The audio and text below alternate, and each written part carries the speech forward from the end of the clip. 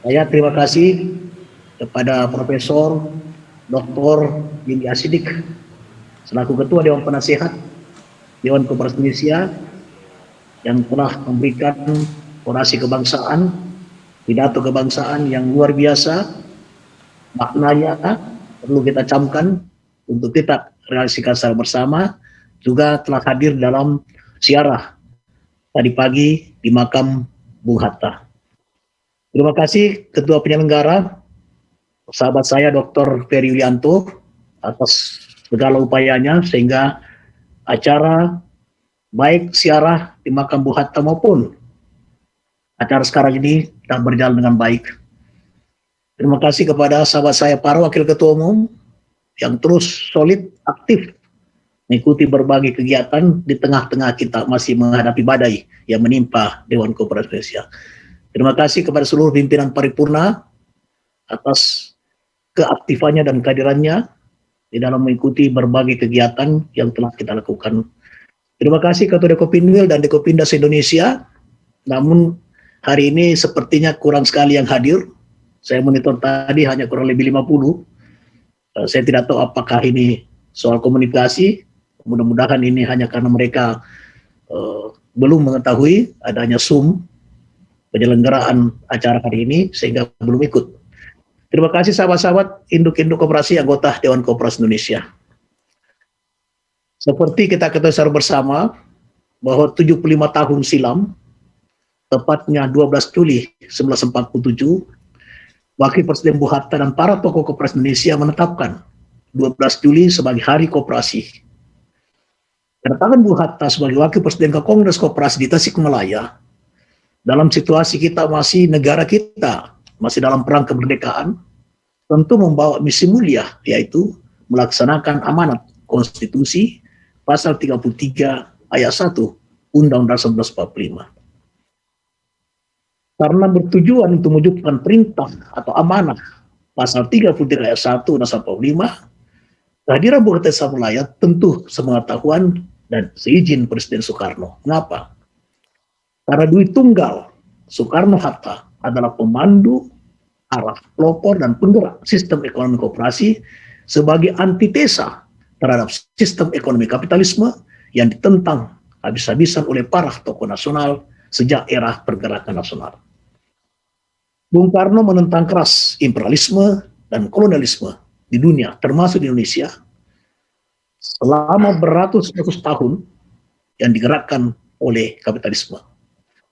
Penderitaan rakyat Indonesia yang dijajah tidak kurang dari 350 tahun ditambah 3,5 tahun penjajahan Jepang itu mewarnai atau menyeliputi daripada para bangsa dalam sidang-sidang BPUPKI maupun PPKI, sehingga lahirlah visi besar Indonesia merdeka, adil, makmur, berdaulat, merdeka, dan bersatu.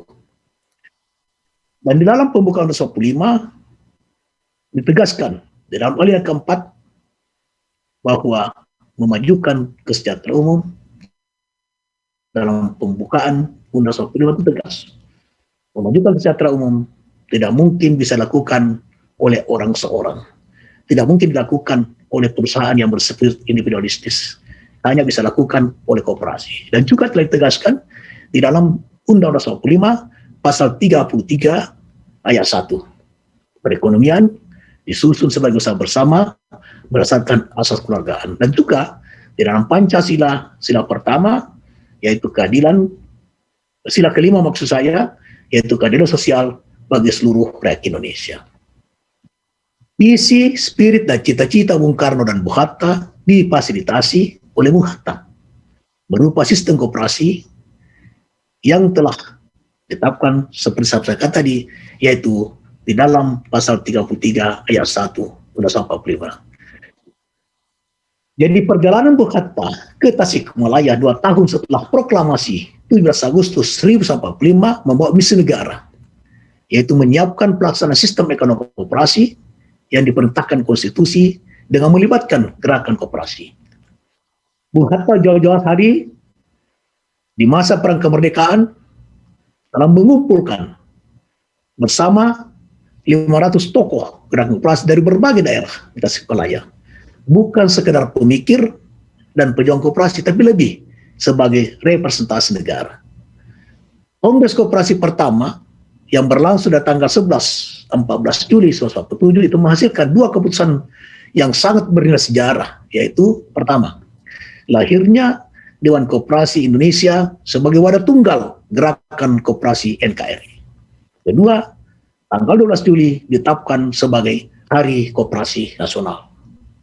Kita bersyukur karena warisan konstitusi pasal 33 ayat 1 dan peristiwa bersejarah di Tasikmalaya 75 tahun silam itu terus dirawat dan dikembangkan di era Presiden Soeharto.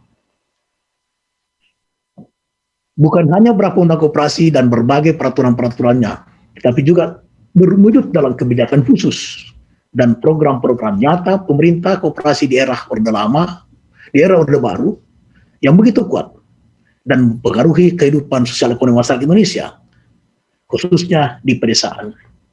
Bukan hanya KUD, tetapi banyak koperasi mengambil peran nyata bagi kehidupan masyarakat luas. Namun, warisan luhur para bapak bangsa kemudian meluntur di era reformasi. Bagi gerakan koperasi, era reformasi justru semakin tak terarah. Dia biarkan bertumbuh dan berkembang tanpa perlindungan dan perlakuan khusus di tengah pasar bebas yang dimotori oleh kapitalisme global. Padahal hasil riset Organisasi Koperasi Dunia ICI tentang pertumbuhan koperasi dunia disimpulkan bahwa di negara-negara berkembang, intervensi pemerintah terhadap perkembangan koperasi sangat diperlukan sebelum koperasi masuk ke tahap kemandirian. Intervensi dimaksud terkait regulasi dan kebijakan, bukan masuk ke nilai, prinsip, dan sistem kerja koperasi. Dengan segala kekurangan yang ada, regulasi dan kebijakan pemerintah Orde Baru, koperasi cukup baik, terutama memakai sistem koperasi yang kita tahu adalah KUD Puskut Ingkut untuk swasembada beras dan berbagai kebutuhan pokok rakyat. Pertumbuhan koperasi ketika itu tumbuh sangat besar, mencapai kurang lebih 200.000 unit di beberapa tahun yang lalu. Dan sejak awal reformasi adalah buah dari persepsi masyarakat Indonesia terhadap koperasi sebagai organisasi ekonomi rakyat itu sangat menurun. Sayang sekali, sahabat sekalian, para penggiat koperasi di seluruh Indonesia, bahwa kesukaan masyarakat terhadap koperasi tidak diikuti regulasi dan kebijakan yang kuat berpihak kepada koperasi. Tapi pemerintah justru lebih kepada UMKM. Padahal banyak UMKM adalah anggota koperasi. Pertanyaannya, mengapa program pemerintah tidak memakai koperasi seperti dulu? Pemerintah memakai KUD di dalam menciptakan swasembada beras. Kemudian induk koperasi yang lainnya untuk penyaluran sembilan bahan pokok dan lain-lain sebagainya. Program brilian misalnya, penyaluran dana kur justru melibatkan lembaga perbankan dan cuma 2 koperasi yang dilibatkan. Kalau seandainya penyaluran dana kur disalurkan oleh koperasi, tentu ekonomi rakyat akan semakin bangkit dan koperasi akan semakin berperan, bahkan cenderung akan menjadi pelaku ekonomi dominan. Ketika dunia, termasuk Indonesia, kini dilanda ancaman krisis pangan, mengapa pemerintah tidak mengkonsolidasikan petani, peternak, petambak, dan nelayan melalui koperasi-koperasi? Tentu koperasi yang digerakkan dan diawasi ketat oleh pemerintah yang memiliki sumber daya yang besar dan tersebar di seluruh Nusantara.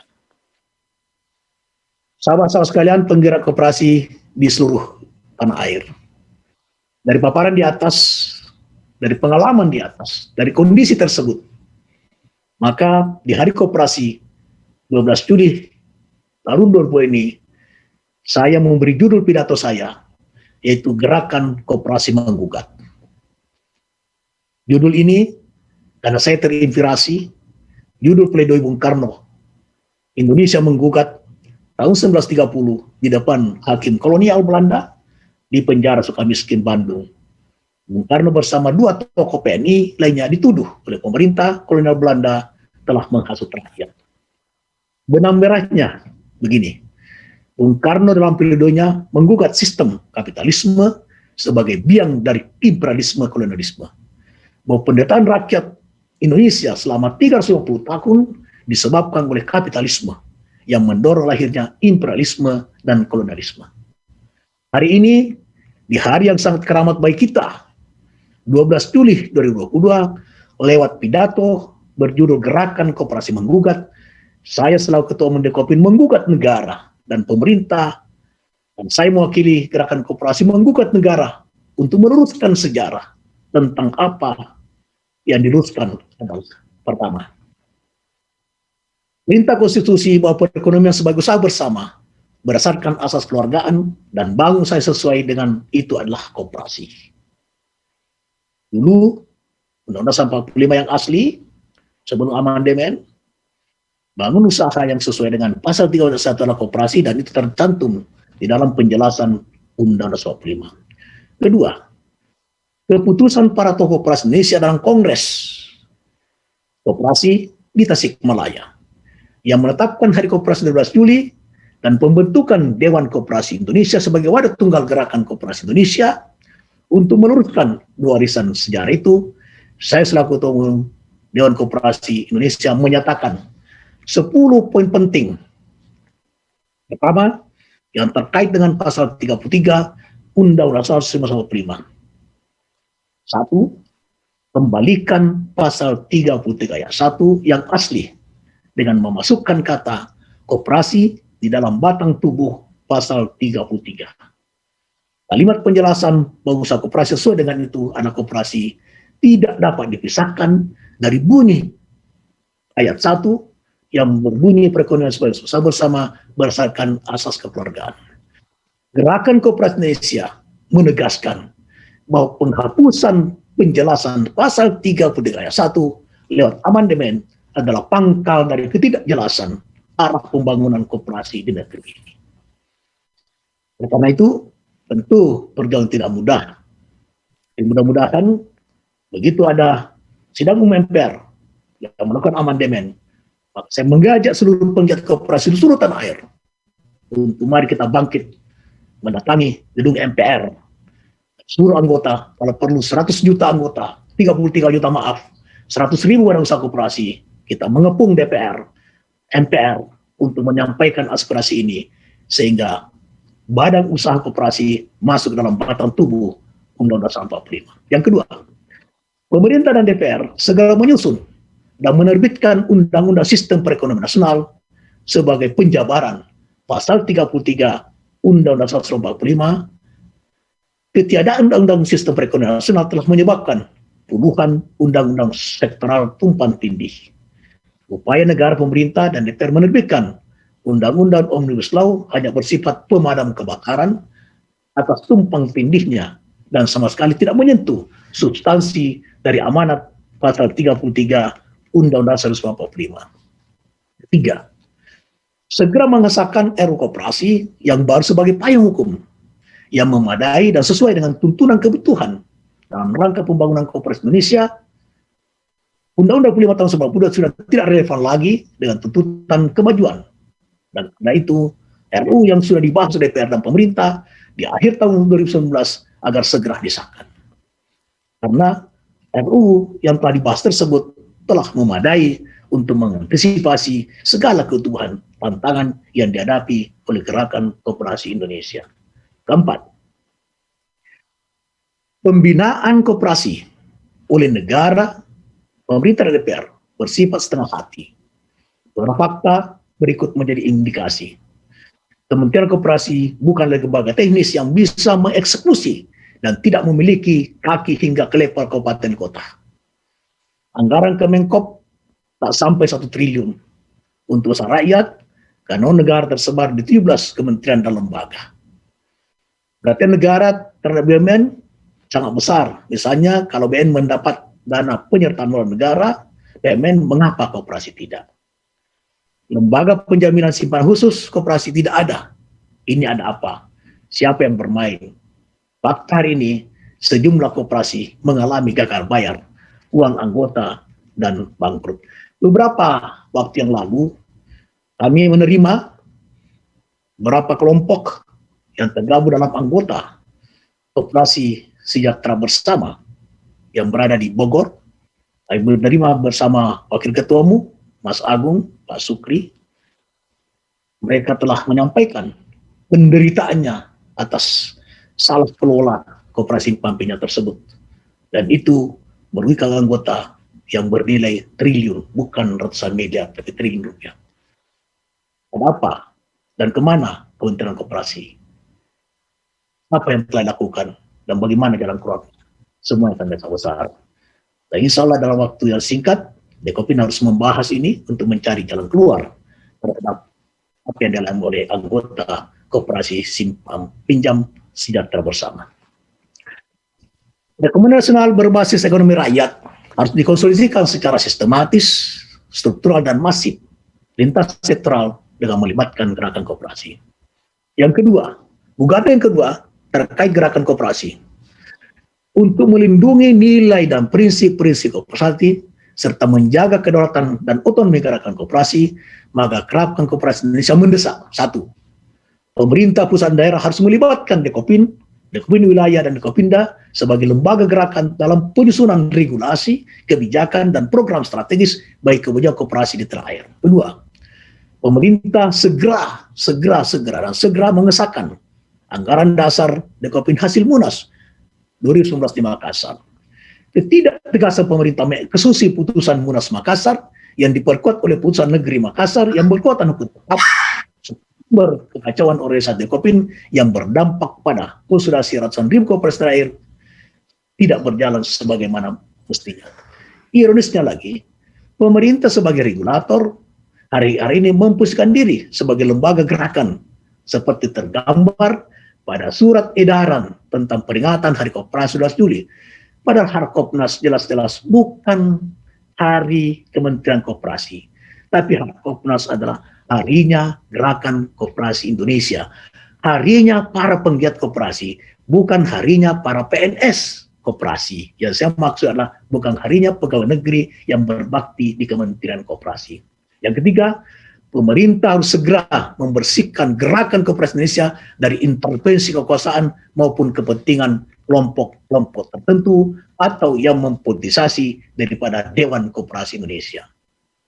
Empat, terkait keseluruhan organisasi Dekopin, gerakan koperasi Indonesia mendesak negara dan pemerintah terutama, satu, lembaga peradilan untuk tidak sekali-sekali mau diintervensi oleh lembaga kekuasaan maupun kepentingan apapun dari luar dalam meneliti perkara dan mengeluarkan putusan.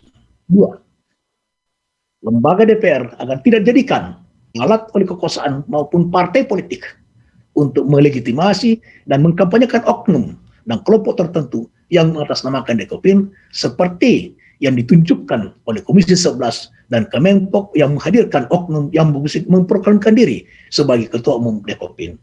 Ini sebuah pemandangan yang tidak elok dan indra mencederai dari Partai Demokrasi Bangsa Indonesia.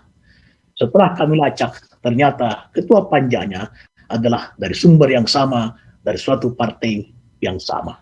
Disitulah terjadi permainan, dan ini bukan berarti kita kecolongan, tapi itulah permainan. Dan kita harus lawan terus, bahwa politisasi Dekopin tidak boleh dibiarkan terus berlanjut. Yang ketiga, pemerintah agar berani dan tegas mengikuti putusan Pengadilan Negeri Makassar yang telah berkekuatan tetap tentang pelaksanaan dan hasil-hasil putusan Munas Dekopin 2011 Makassar. Mengikuti putusan PT UN tentang pendapat hukum Dirjen Kemenkumham, lalu minta fatwa adalah tindakan nyata-nyata mau melindungi oknum dan kelompok yang merusak kemurnian nilai, prinsip, dan sistem kerja Gerakan Koperasi Indonesia. Itulah sahabat-sahabat sekalian, dimanapun Anda berada, ada 10 sikap tuntutan yang saya beri nama Gerakan Koperasi Indonesia Menggugat.